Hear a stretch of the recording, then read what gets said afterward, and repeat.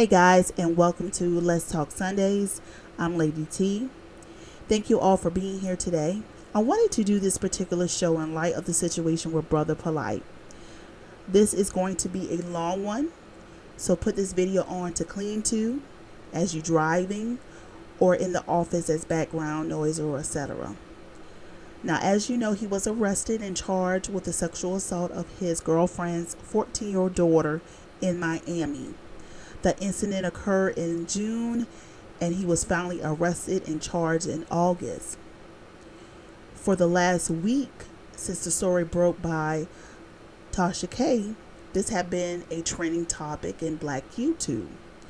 Now, I visited several YouTube live streams, listening to some of the content creators and reading the chat room comments, and I found a lot of it very disturbing that people is defending Polight in light of other questionable relationships he have had with underage females and the fact that they found semen on the victim. So my question today that I want us to discuss is, why do people protect, coddle, make excuses for predators in the community? For example, we have, again, Brother Polight, Chris Stokes, R. Kelly, the late Kobe Bryant, rapper Tiger, African Bambaataa, Y.A. Morris of Boyz II Men, Bill Cosby, Morgan Freeman, and the list goes on and on of men who dated underage females. So let's get into the discussion.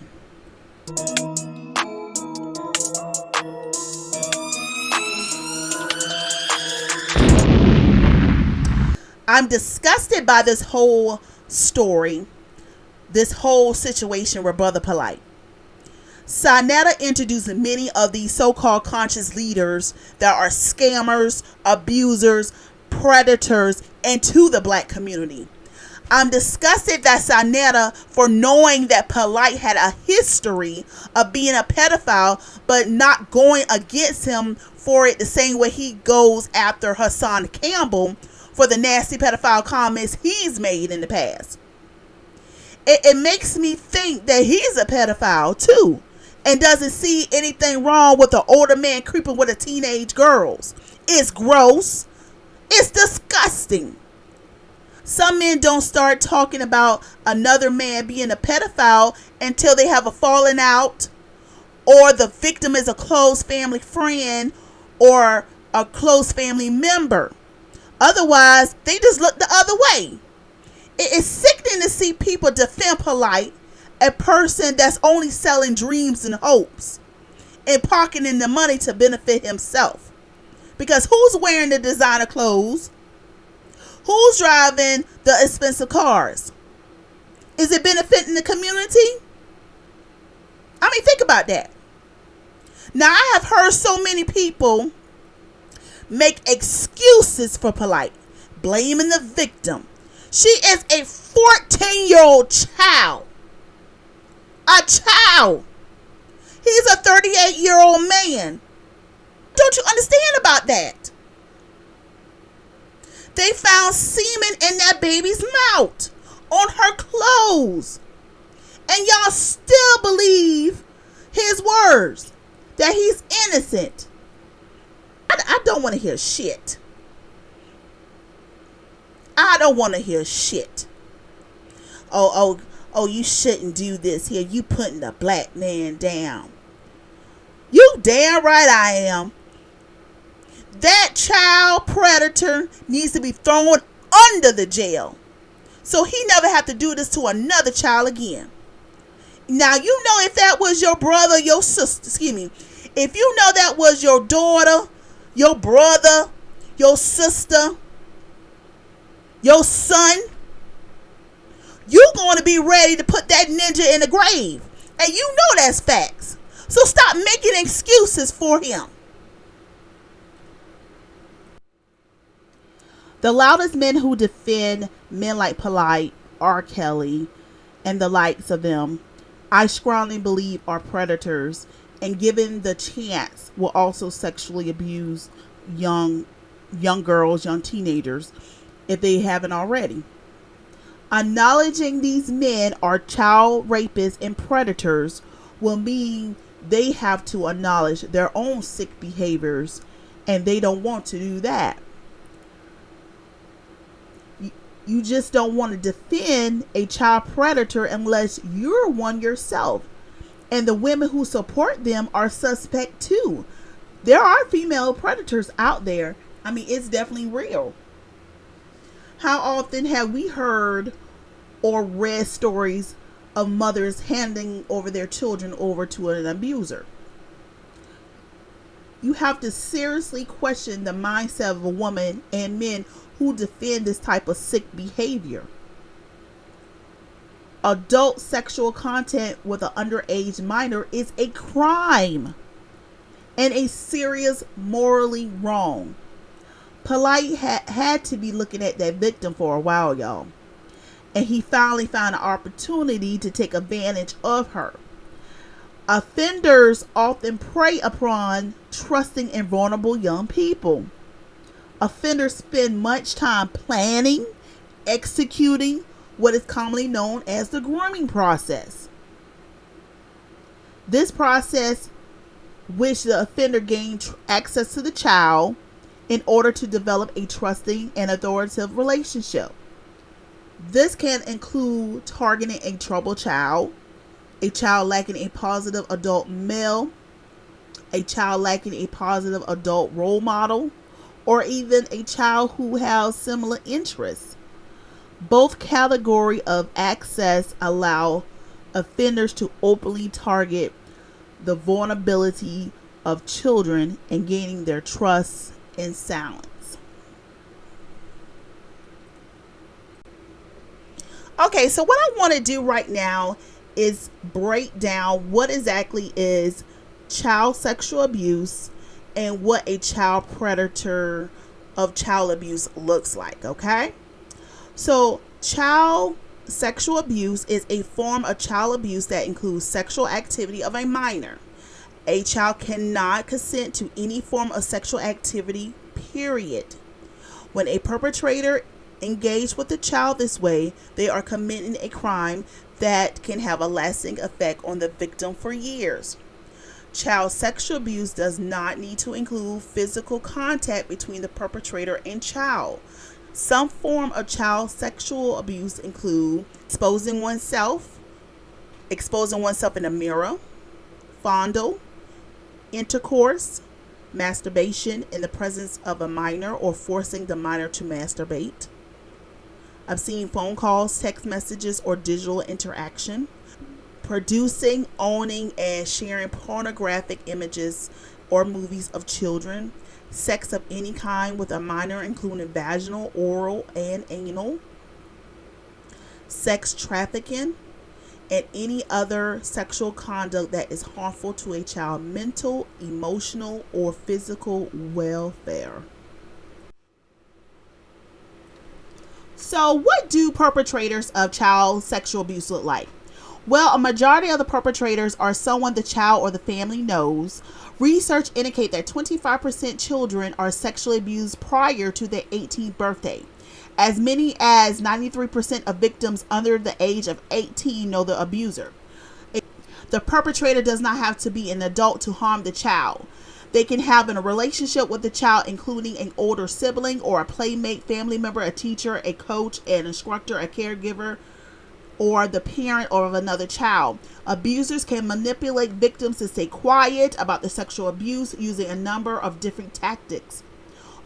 Often the abuser will use their position of power over the victim to coerce or intimidate the child.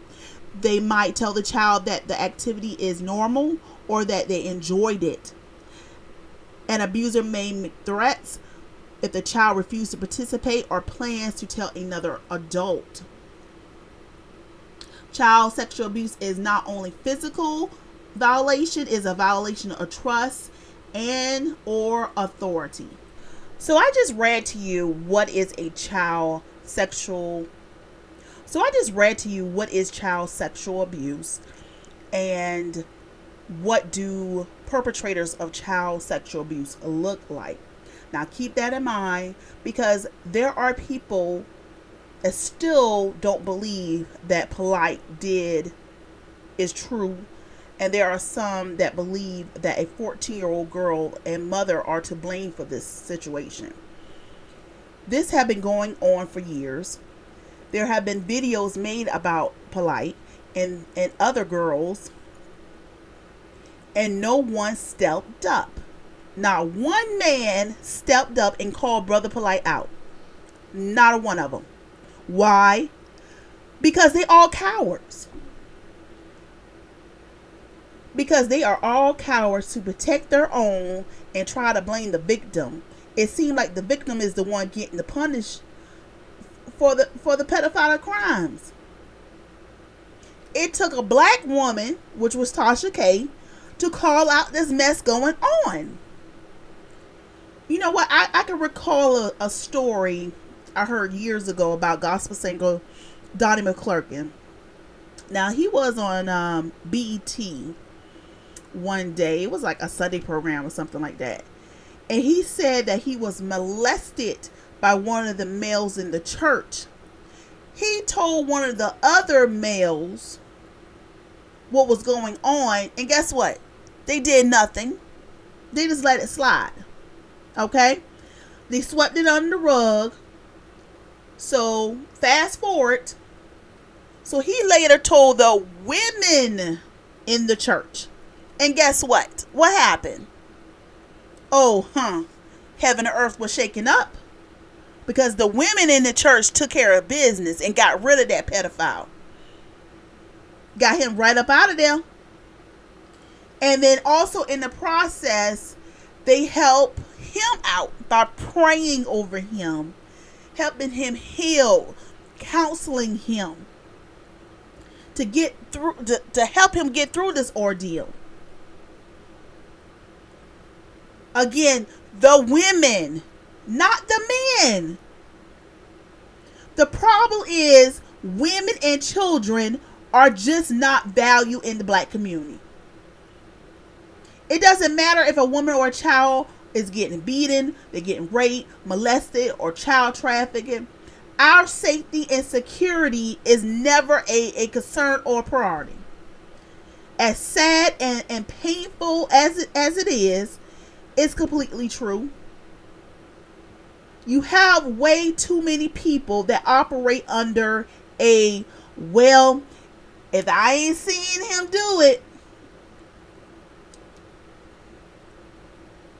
or it ain't happened to me approach, knowing damn well that shit is true. Black children, black women really are an afterthought. This is why the demons like him, like Polight, can walk around the earth.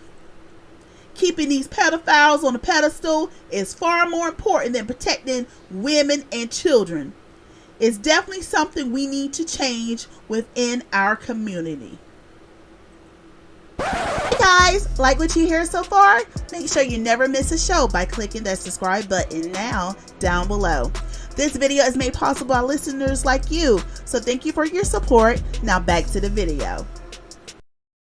Just because racism has put us at a disadvantage doesn't mean we need to ignore the insidious problem of sexual predators among our own either. Black male offenders, when it comes to sexual assault, are heavily protected by far too many in our community. Once you decide to hurt someone who looks like you in one of the worst ways imaginable, and it's a child, there's no reason why you still need to back up just because they're black. Notice how these excuses are only reserved for sexual predators and criminal males in the community. They deserve to be protected by the community because they're black? No. But the blackness of a woman and children warrant zero protection, empathy, or security.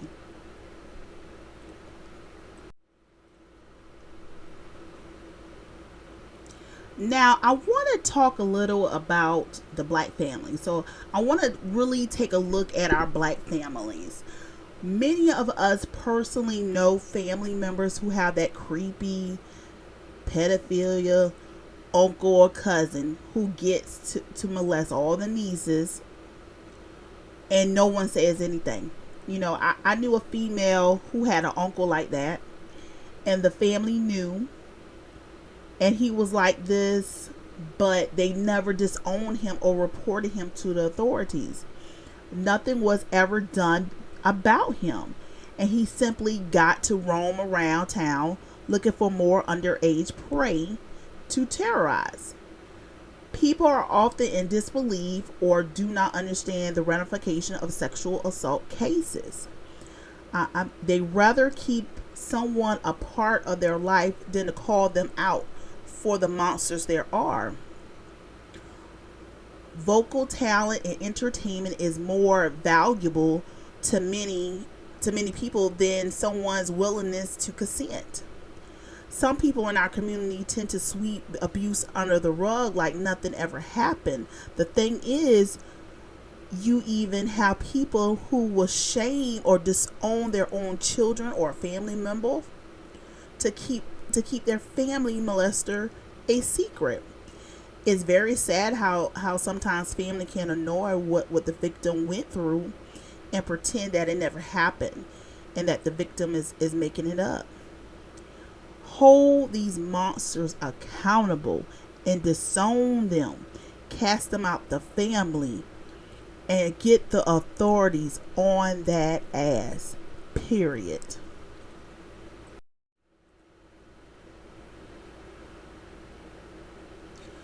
It seems as though anytime when it's a certain family member or even a certain celebrity, people just throw abuse under the rug like it's nothing.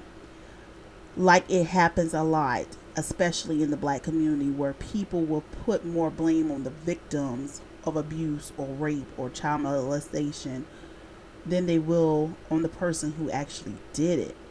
Then it's like whenever it's like a celebrity, Holly, anything happens to them, nor do people ever hold them accountable. There are people that actually make excuses for celebrities or people in general. It's a horrible reality with child sexual abuse, one which isn't talked enough in the African American community. A lot of people write it off way too much, and this is why you never see any changes for the better. If you see a child or a teenager being sexual abused, don't turn your head in the other direction. Call the appropriate authorities and get the child help. And here's how. If your child or you know someone that's in danger, don't hesitate to call 911. You can also call National Sexual Assault Hotline at 1-800-656-HOPE, which is 4673, to talk to someone from your local sexual assault service provider who is trained to help. Call or text the Child Help National Hotline at 1-800-4A-CHILD, which is 4454, anytime, 24/7, to be connected to a trained volunteer who can help you through the process of reporting the crime. And last, you can learn more about mandatory reporting laws in your state by visiting RAINS, which is RAINN''S, state laws and database. All right, guys, that's it for this week's Let's Talk Sunday. I hope you took something from this video. Let's continue the discussion in the comment section. I want to hear your thoughts about today's topic. Why do people protect, coddle, and make excuses for predators like Brother Polight in the community? Let's Talk Sundays will eventually be a live stream program that I'm going to launch sometime this fall, where we will have a discussion on a variety of topics. So please be on the lookout for that. Please don't forget to help a sister out by clicking that like, subscribe, and notification bell. Let's talk again next Sunday. Everyone be blessed. Have a great week. Bye.